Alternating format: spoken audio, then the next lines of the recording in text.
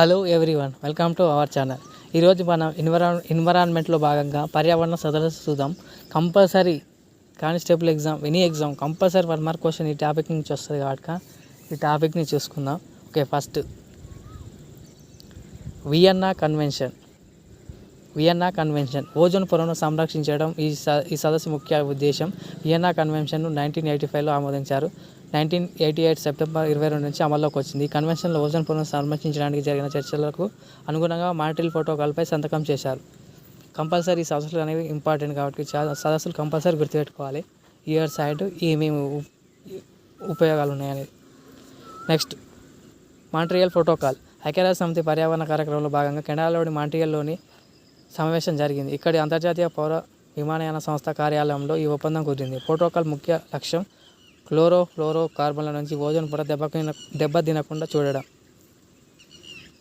1987 September 16 ఒప్పందం అంగీకారం కుదిరింది. 1989 జనవరి 1 నుంచి అమల్లోకి వచ్చింది. మొత్తం పార్టీలు 197.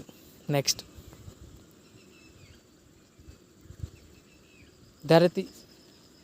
ధరిత్రి సదస్సు లేదా రియో సదస్సు చాలా ఇంపార్టెంట్. ఈ సదస్సు పేరు united nation conference on environment and development, అనాధికార పేరుతో ఎర్త్ సమిట్. బ్రెజిల్లో రియో డి జనీరోలో సదస్సు జరిగింది. మొత్తం 172 దేశాలు పాల్గొన్నాయి. దీని ప్రధాన థీమ్ పర్యావరణ సుస్థిరాభివృద్ధి. ఈ సదస్సులో పర్యావరణ అభివృద్ధిపై రియో డిక్లరేషన్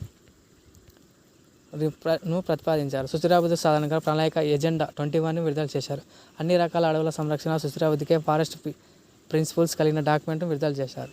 నెక్స్ట్, జీవ వైవిధ్య సంరక్షణ ఒప్పందం. ఈ ఒప్పందంపై ప్రపంచ దేశాలు 1992 జూన్ 5న సంతకాలు చేయడం ప్రారంభించాయి. 1993 డిసెంబర్ 29 నుంచి అమల్లోకి వచ్చింది.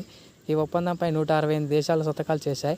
జీవ వైవిధ్యాన్ని సంరక్షించడం, అడవులను, సహజ వనరులను సుస్థిరాభివృద్ధికి వినియోగించడం ఈ ఒప్పందంలోని ప్రధాన అంశాలు.